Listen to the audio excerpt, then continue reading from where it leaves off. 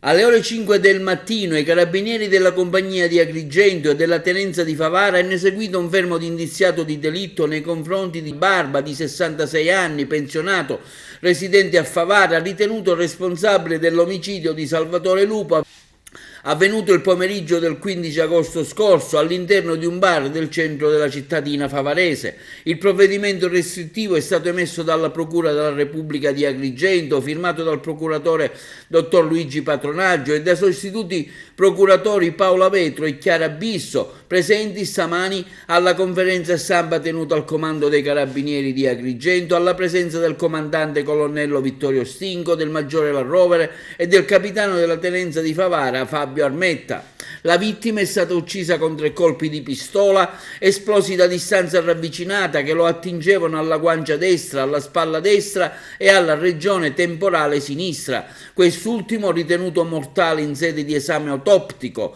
Le indagini sono state avviate dai Carabinieri di Favara, coordinate dalla compagnia di Agrigento, hanno permesso così di esplorare sin da subito la pista del delitto scaturito in ambito familiare. Dalle prime testimonianze raccolte nell'immediatezza dei fatti dagli inquirenti, nonché da pregresse diatribe tra le parti note ai Carabinieri di Favara, è emerso in maniera evidente un aspro conflitto tra la vittima, l'ex moglie e il padre di quest'ultima. Conflitti scaturiti da interessi economici connessi alla separazione tra i 2 coniugi. In particolare, l'attività investigativa si è concentrata sulle immagini registrate dai vari sistemi di videosorveglianza attivi nei pressi del luogo del reato, un'analisi che ha consentito ai carabinieri di ricostruire le fasi salienti di un delitto in maniera puntuale. I filmati visionati hanno documentato che l'autovettura di Lupo, una Porsche Macan, verso le ore 17:43 si dirige verso l'American Bar di Favara in via 4 novembre. Dopo aver parcheggiato, Salvatore Lupo scende così dal veicolo e si dirige all'interno del locale. Dopo alcuni minuti si nota il transito dell'autovettura Fiat Panda in uso all'ex suocero Barba, che si parcheggia nei pressi del medesimo bar. Il conducente quindi scende dal mezzo e si dirige presso l'esercizio commerciale. Pochi secondi dopo le telecamere registrano un fuggi-fuggi generale dei passanti e degli avventori che si trovavano all'interno del bar. Un trambusto dovuto chiaramente ai colpi di arma da fuoco esplosi all'indirizzo di Salvatore Lupo. Successivamente il conducente della Fiat Panda, il Barba, si allontana a bordo dell'autoveicolo. Il contesto investigativo così ricostruito viene suffragato dagli accertamenti di microscopia elettronica eseguita dai carabinieri del RIS di Messina, che, incaricati di analizzare i prelevi eseguiti sull'indagato e sull'autovettura Fiat Panda, hanno rilevato la presenza di numerose particelle di piombo, caratteristiche e univoche dell'esplosione recente di colpi di arma da fuoco. Sulla scorta di tali gravi e concordanti indizi di colpevolezza, quindi, la Procura della Repubblica di Agrigento ha emesso il decreto di fermo di indiziato di delitto a carico del 66enne Barba, che è stato associato presso la casa circondariale di Agrigento, ove prossimamente sarà interrogato dal GIP. L'uomo è accusato di omicidio con l'aggravante della premeditazione, dei futili motivi di porto e detenzione abusivo di armi comuni da sparo, una pistola calibro 38. Comandante, facciamo il punto su questa operazione brillantemente risolta. Questa mattina alle prime luci dell'alba abbiamo eseguito un fermo di indiziato di delitto emesso dalla Procura di Agrigento, firmato dal procuratore capo, il dottor Patronaggio, e dai sostituti Paola Vetro e Chiara Bisso. È la risultanza di tutte le prove che abbiamo raccolto in questi giorni.